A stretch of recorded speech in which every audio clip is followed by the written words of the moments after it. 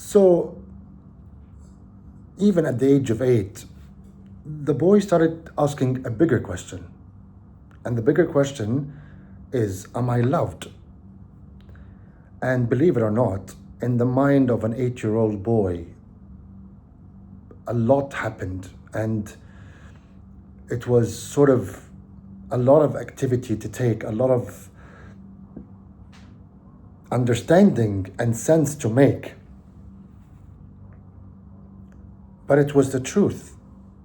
Sometimes we get afraid of asking the big questions and we say that's too early, or that just, fear speaking. It's not. Sometimes the truth comes in different forms. So the truth came out in a bigger question: am I loved?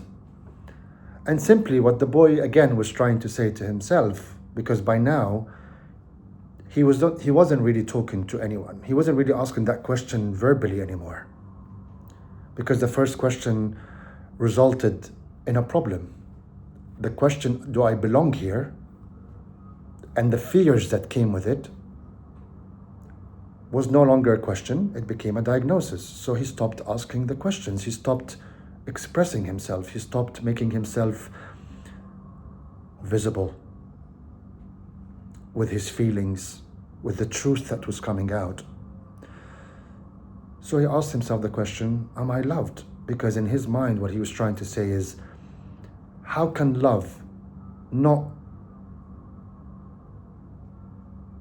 allow me to be seen? How can love not allow me to be understood?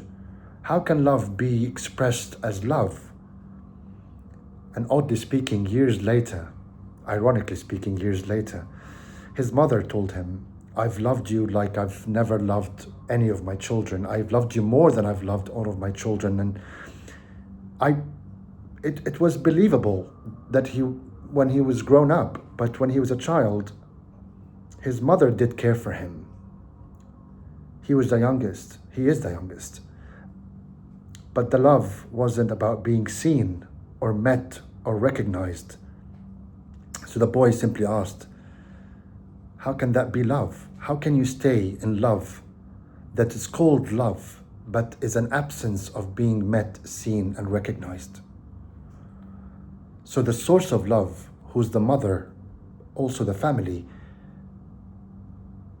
posed a conflict in his mind, because how can they be my family and love me and say they love me, but I don't feel seen by that love?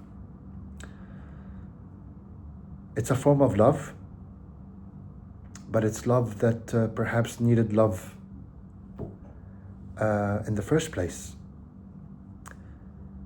So that was the second big question that the boy now kept inside himself.